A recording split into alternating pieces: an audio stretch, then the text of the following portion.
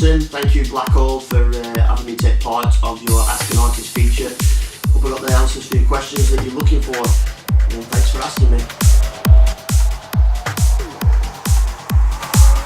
Well, that's a really good question. To me, trance music is more than just music, so I don't find it alluring to switch to another style just because it might be popular at that time.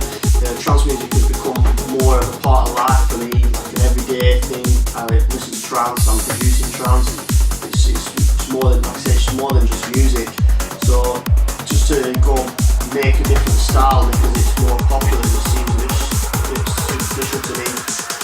I think that fashion is a bit like music these days, and what's popular now will not necessarily be popular in a year or so, and things will change. So if you're in the game just to be making what's popular, you'll never be really making music that's to the full potential you could be doing.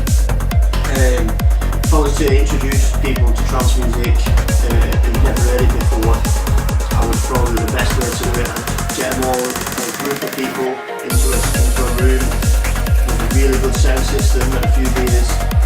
Get them all listening to the trance CDs, the old stuff, like the Gatecrash and Wets, the Tiesto and Search of Sunrise, right through to the Cream of Even CDs. And I guarantee after a few hours, most of the people will be addicted to trance for life. At least that's how it happened for me anyway.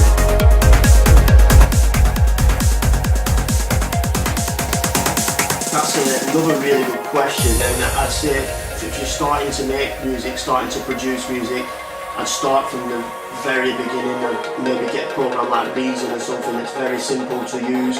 Learn your basics of just putting down some ideas and stuff onto music, like music production software, and then maybe move up to something like Cubase, Logic, or anything that you find yourself comfortable with. There's loads of different programs out there and everybody uses different stuff. There's a lot of people will be purists and will say I'm like Cubase up through and through, or some people will just use Logic. But I think whatever you're comfortable with and whatever you make music on, that's what you should stick with. And then once you get comfortable with the DAW, I'd say there's loads and loads of hours and hours worth of tutorials on YouTube and forums and stuff where you can read up on things. So once you know your DAW, it's then about learning your craft into creating the music that you want to play.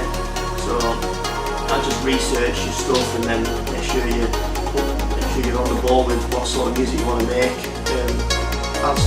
could always go in the studio with an engineer as well. That always helps massively.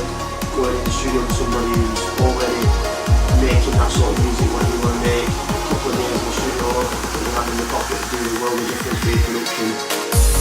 And it's probably the best advice I can give you.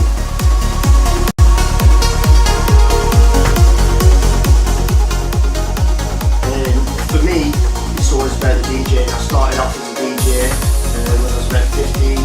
Started DJing with me and a group of friends. We'd all just go around to each other's house and just learn how to mix for hours on end. We'd be mixing records and just trying to craft that perfect mix. And then always dreaming of being able to play in front of people. It's like that just seems so far away. So now to be able to do that is an absolute dream. But obviously it's a double-edged sword. Like,